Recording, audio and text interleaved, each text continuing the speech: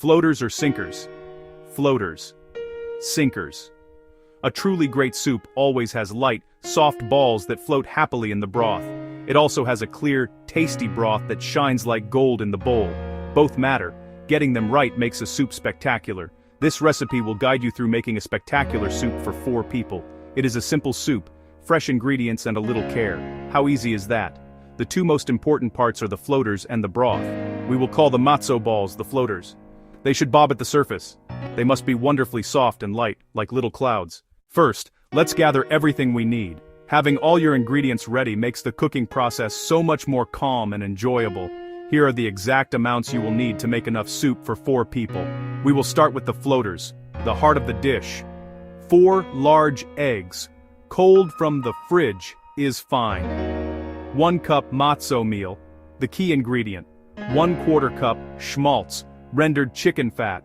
Can't find schmaltz? Use sunflower or canola oil instead. 1/4 cup seltzer water. This is crucial for making the balls light and fluffy. The bubbles create tiny air pockets, helping the matzoh balls float. 1 teaspoon salt, a small pinch black pepper. That's everything for the balls. Now the stock and vegetables. 8 cups high-quality vegetable stock. Homemade is best, but store-bought works.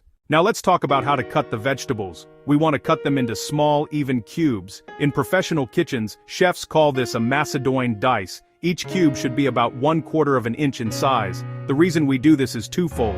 First, same size ensures even cooking, nothing hard or mushy. Second, it makes the soup look neat and professional, a small detail that makes a very big impression. Let's start with the onion. Cut off the top but leave the root intact. It holds everything together.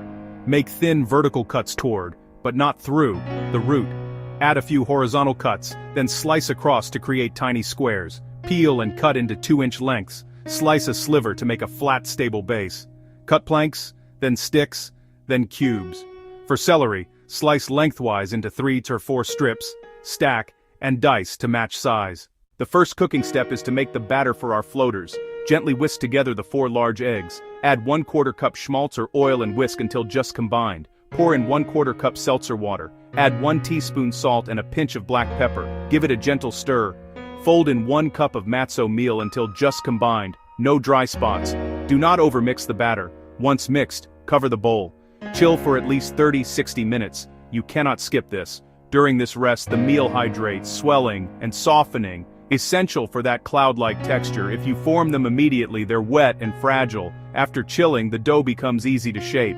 Seltzer traps tiny bubbles that expand in cooking, helping your balls become incredibly light and airy. While our batter chills, we turn our attention to the broth. We want it beautifully clear. Set a large pot over medium heat and add a small splash of oil. Add about half your diced onion and sauté gently until soft and translucent. Do not brown. Pour in 8 cups of stock. If using store-bought, fortify it with fresh aromatics. Add a few parsley sprigs and perhaps a bay leaf. Bring to a gentle simmer. Let it go about 20 minutes. Strain into a clean vessel to guarantee crystal clarity. Discard the solids. This extra step is the secret to a professional, clean soup. Bring the clear broth back to a simmer. Add the diced carrots, celery, remaining onion and parsnip if using.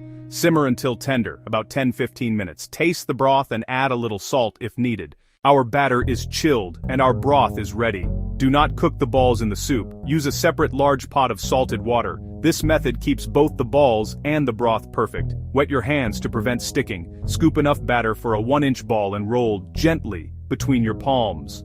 Don't compact the batter. A light touch keeps them fluffy. Drop each ball into the boil, then turn heat to low for a steady simmer.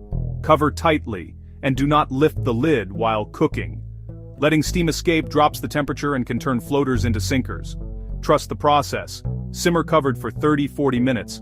They'll puff to about twice their size. Test 1. It should be light and cooked through. Longer time means more tender. We have arrived at the best part, putting it all together. First, warm your bowls. Fill with hot tap water, then drain and dry. It keeps the soup hot longer. Lift 2 or 3 cooked matzoh balls and place them gently into each warm bowl.